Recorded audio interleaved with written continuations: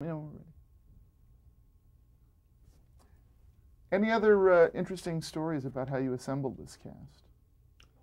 Well, we made three cast changes after the pilot film, and one of them was Ginger, because Tina Louise was in a play and unavailable when we first did the pilot, and she became available. And these are problems that a producer has. Later on, I had the same problem with one of the characters in the Brady Bunch, but this is a problem in Gilligan's Island. Ginger was Tina Louise, who became available, and she signed in New York to do the show. Now, they told her that Gilligan's Island was a story about a movie star who was stranded on an island with 6 other people. Well, I didn't know that. Well, when she arrives in Hollywood and reads the first 3 scripts, she comes storming into my office and said, "What are these 3 scripts?" I said, "Why?" And she told me what she had been told. I said, "Well, Tina, this is a rotating show. There will be shows featuring you. These first 3 don't happen to feature you." She said, "But I'm supposed to be on a..." And she told me her sad plight, that she was told it was, they don't care about the producer's headaches. They wanted to sign her because she was perfect for the part. And she was. But, okay. I said, "Didn't it occur to you when you saw the title was Gilligan's Island that it wasn't all about Ginger? It wasn't Ginger's Island." She said, "I'm just telling you what they told me." I said, "Okay, I believe you. They were misinforming you, probably deliberately, but these are the conditions. You will have starring roles, as everybody will. The professor will, and Marianne will, and the Howells will. But that's how it is." Well, she was upset, bang, right away with the show because of that. So it took some time before she realized what I was saying was true. So, meanwhile, I realized that the Calypso didn't make any sense because we're now going to shoot the pilot in Hawaii. I also realized that I had limitations in the songwriting department. I have a friend who's a very good songwriter named George Weil. So I called him and said, "I think I need help. I know that Calypso is wrong. I don't know what's right, but I want it to have something to do with the sea." He said, "Well," he says, "there's a couple of ways to go." So we had a couple of meetings, and we arrived at the song that you now know to be the Gilligan Island theme, which is a sea chanty kind of a rhythm. And so he helped me with that. And we now had to record the song to prove once again to Mr. Aubrey that this is the right way to go. And we only had 3 days in which to do this. And it was on a weekend, and most facilities were closed for recording. And I didn't know who to get. And George Weil said, "I know 4 guys called the Wellingtons. And they're good friends, and they're a good group." I said, "Okay." So one Sunday, on this particular day, they came over to my house and rehearsed it a few times. They all played guitars, and that's how it was done, the song.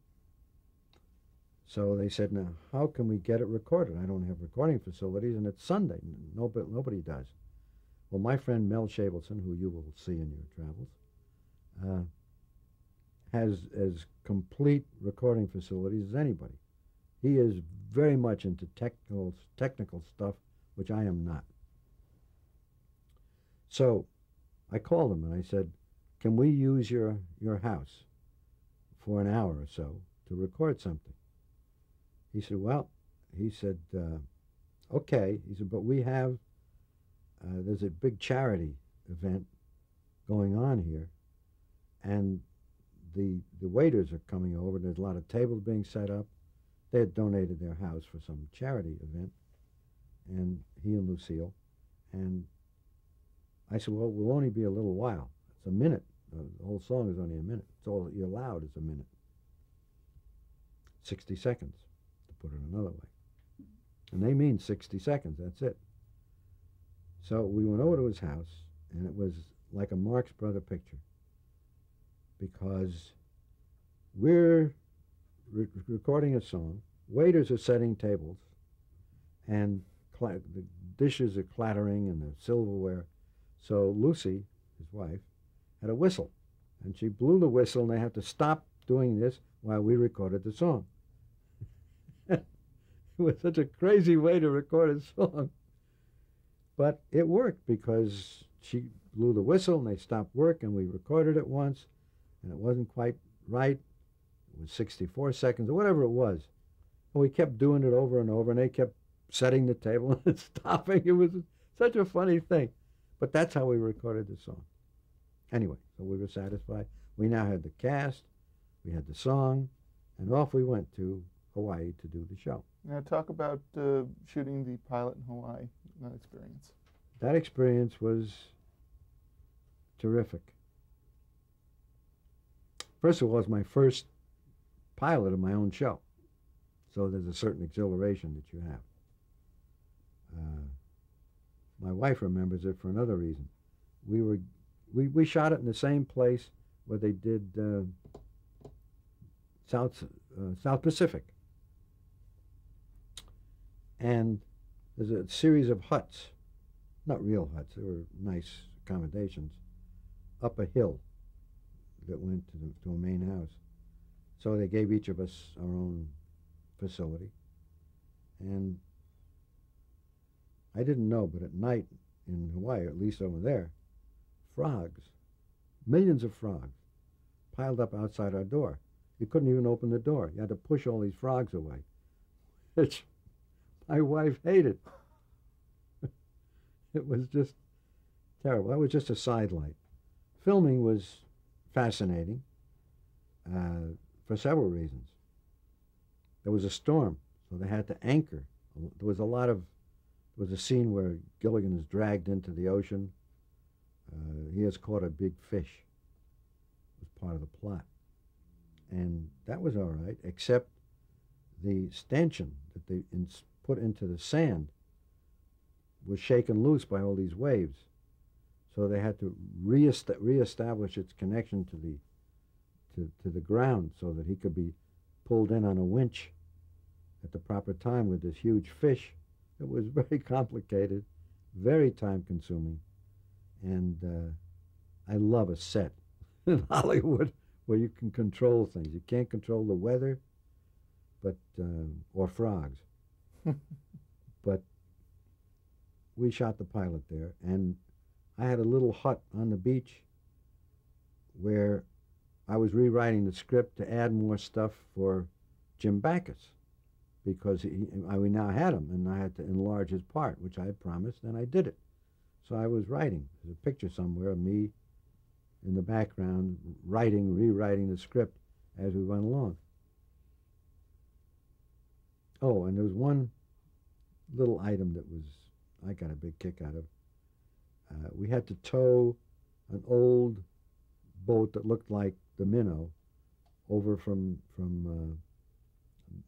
Oahu to Kauai. We were shooting it on Kauai because Oahu had too many telephone poles and it was not a deserted island, and roads and all. But this looked deserted. So they towed this old craft over, and then I had to supervise bashing holes in it to make it look like it went through this terrible storm. So I'm standing there watching the guys with sledgehammers are pounding this boat. And while I'm standing there, this small Japanese gentleman happens by, and he's observing this. He looks, and I see him watching in wonder. Finally, he says to me, he says, "They keep doing that, boat no float." I said, "It's not supposed to. Don't worry about it. Anyway, these little things stick in your head. Now, hell, that's 30, almost 40 years, 38 years ago. 1963, a long time ago. I guess it's what, 34 years ago? 35 years ago. Yeah. Anyway, so we shot the pilot on the beach there, and a terrible thing happened on the last day of shooting.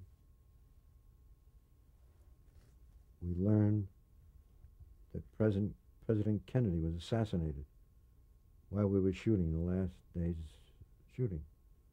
And we couldn't believe it.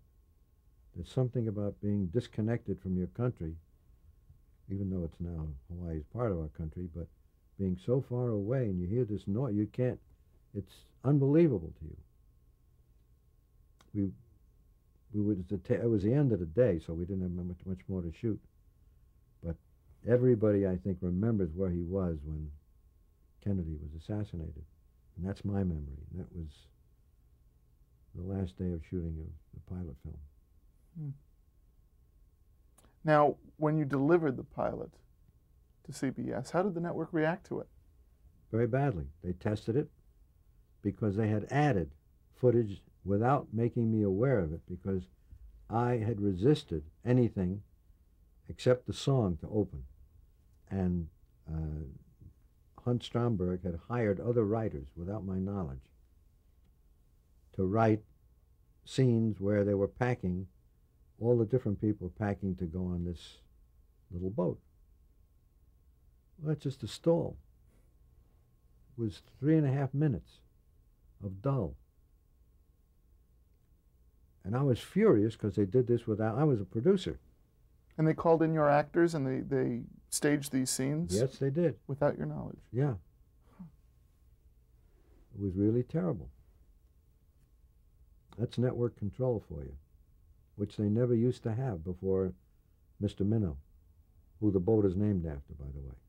Newton Minow, who was the head of the FCC. He's the one who gave control of television to the networks.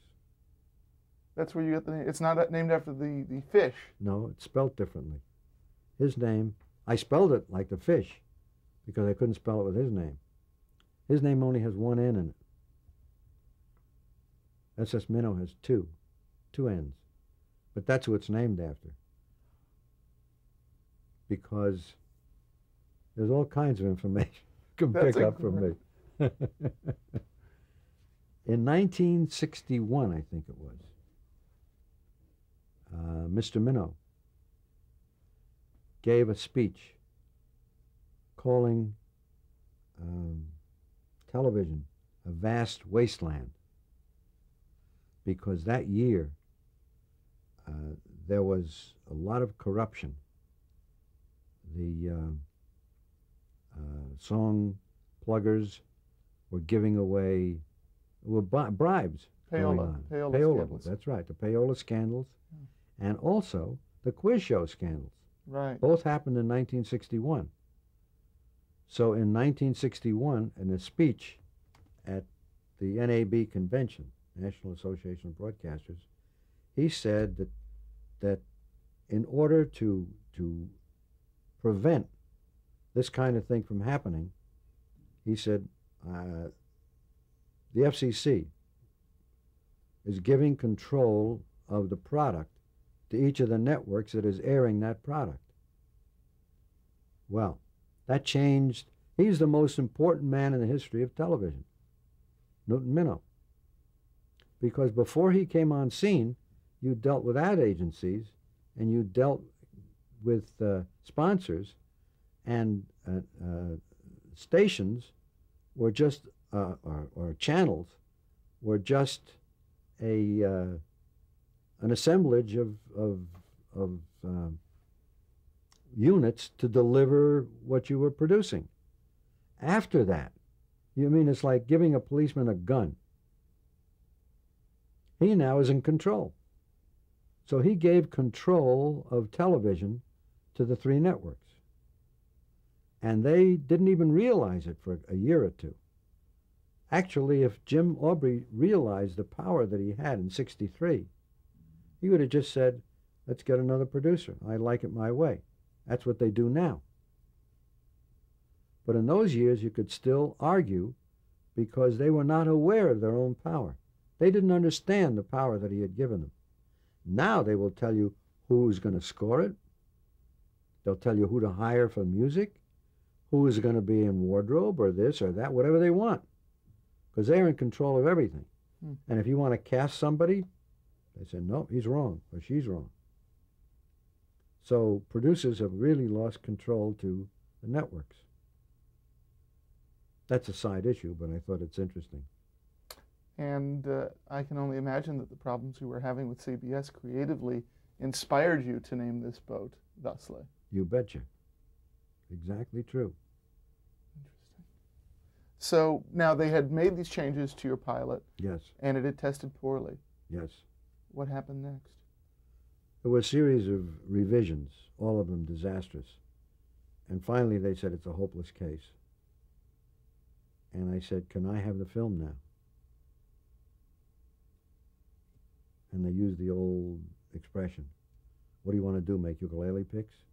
That's the old joke. What do you do with film? I said, no. I want to make the pilot that I think is in that film. They said, take it. They said, there's no money now to re-edit or to do anything because we're finished with it. I said, okay, I'll do it. So I called the editor. I said, these are the conditions. How'd you like to have dinner for a week and sit in a room with me for a week and re-edit this whole pilot, taking out that first 3.5 minutes that was terrible and some other stuff that they insisted on keeping in. And I took about 6 minutes out of the film. And here's where Perry Leff's name comes in again. I called him and I said, I've re-edited the film. He said, what for? He said, I thought it was finished. I said, not quite. I said, do you want to come down and take another look at it? He said, okay. So at Fox, which is where we did the editing, he came over and he looked at it and he said, what did you do? He said, it's a very good episode now. I said, I just took out a lot of garbage that they insisted on putting in. And then he knew something that I didn't know. Because he said, what are you going to do with the film now? I said, I'm going to send it back to New York. He said, how? I said, I'll just ship it back. He says, no good. He says, Monday. This was on a Thursday. He said, on Monday, the CBS schedule is coming out. Now, we had never been mentioned on all previous, you know how they leak schedules? Mm-hmm. We had never been mentioned. So he said, you have to get it back there by tomorrow so that if they want to look at it again or test it again, because it had tested badly too, with an audience. You know how they do that with the seats, with the controls and all. Anyway, he said, we have to do two things. First of all, we have to alert United Artists what we're doing, because nobody knows what you're doing. Secondly, we have to get this on a plane tonight and ship it to them, so they have to expect it so they can look at it and then give it to CBS. And if they like it well enough, they'll test it on Saturday or Sunday or both, and it has a chance to get on the Monday schedule. Talk about tight. Well, it was now too late it was Thursday, and it was too late to get somebody from the proper personnel to deliver the film. You have to use Teamsters and so forth. So Perry said, look, I don't want you to get in trouble. He said, I'll take this to the airport. I said, fine.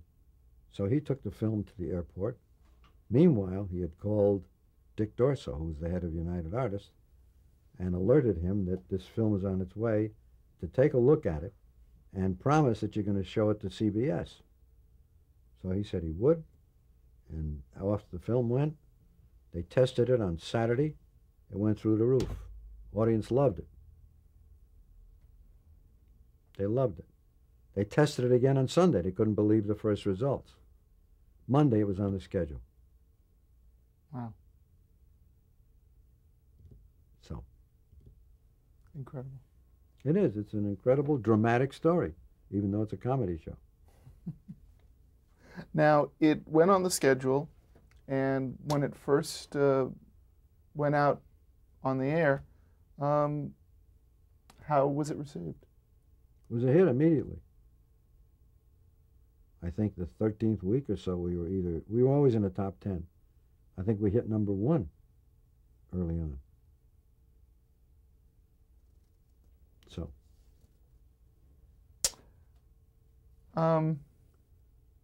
Now, who were some of the other people that were involved with the show as you had the series up and running?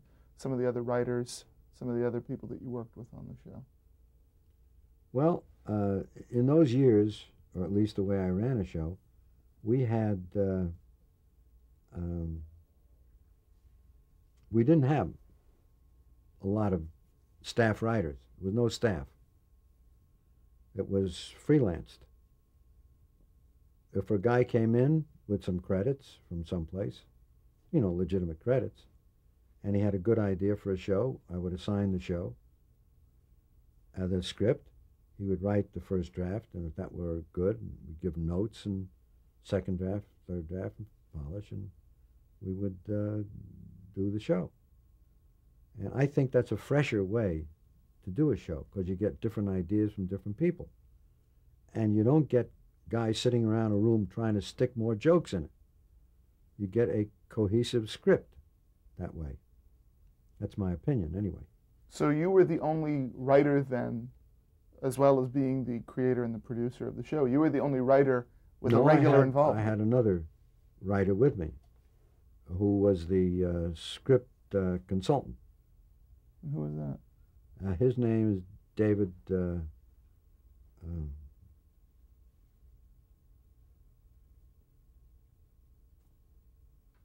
Blank. David Blank, that was his name. Any relation to Mel? No. Who was a nice guy, Mel? Harmon, David Harmon. Okay. David Harmon was my script editor. And that's a tough job. Because he would first winnow out the losers, so to speak, so that then the progress would go to a first draft after I approved what he approved. And then after that, he would do a rewrite and then give me his rewrite, and then I would rewrite that.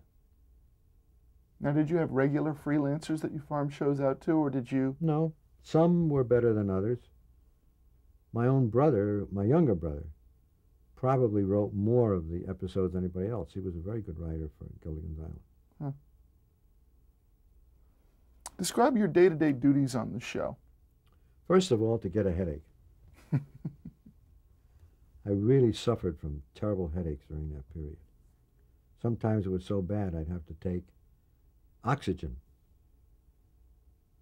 and breathe oxygen to try to get rid of these incredible headaches. They weren't migraines, I was told by doctors. They were, I forget what they call them, just terrible, terrible headaches that would wipe me out. So between oxygen and ice that I would pack on my head, I could survive a day. It was tough. Just the stress of putting the show together? I guess it was stress headaches. That's what it was. It's a tough business. You know, at 8 o'clock or at 7:30 or at 9, whenever it is, people tune in. They don't want to know if you just had your appendix out. They don't want to know if your wife just had triplets. They want to see that show. So your private life is no concern to them, nor should it be. And that's not their problem. So you go through whatever you go through. I went through some knee stress fracture and when I leaped up on something to see if something was going to be right. And so you're in a cast. Nobody has to know that. It's not their problem, your problem. So how closely do you feel you oversaw each or all aspects of the show? Completely. That was why I got those headaches. The show was shot single camera style on film, correct? Right. And where was it shot? Except for the pilot film was shot right here. It was 15 minutes away from where we're sitting right now, in the valley, in the CBS studios there, just off Ventura Boulevard on Radford, if you know where that is. Sure. Yeah, that's where we shot it. We dug, oh, this is funny. We dug a big, looked like a big swimming pool, but that was ostensibly a finger of the ocean that came into Gilligan's Island. And this past year, they took it out to make room for a parking lot because they're expanding. So they saved, if you just look on the floor over there, you'll see a piece of look what it says on it. Oh, last piece of the lagoon. That's right. When they took out the lagoon and paved it and made it into a parking lot, they saved the last piece for me. You want to hand that up? We can show it.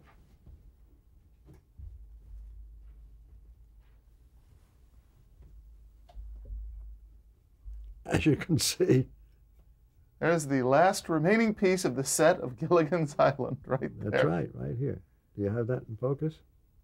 Okay. So that's very neat. They called me up. That's great that they remembered and gave that to you. Yeah, they gave it to me, and they said, we'd like to photograph this for the 6 o'clock news. Can you get over here? So I said, yeah, get over there. Thank you. And it's funny, you have a feeling about what people's purpose is. I think they wanted me to break down tearfully and say, my poor lagoon. And so I wasn't about to do that. They said, what do you feel when you see this lagoon being torn up like it is? I said, well, I still hear the happy echoes of the skipper and Gilligan and Mr. Howell are all doing things around the lagoon. And they say, I know, but we're tearing it up now. I said, I see that. And they said, what do you hope? I said, I hope that the people who park here have shows that entertain the audience or audiences for as many years as I've been able to do with Gilligan's Island, because that would be fine. And I said, no tears, fellas. This is a happy thing for some other people now. It was happy for me. I said, we had a lot of fun here, a lot of fun. And I hope other people will enjoy it like people all over the world have enjoyed and still are enjoying Gilligan's Island. Well said. You want to change tapes?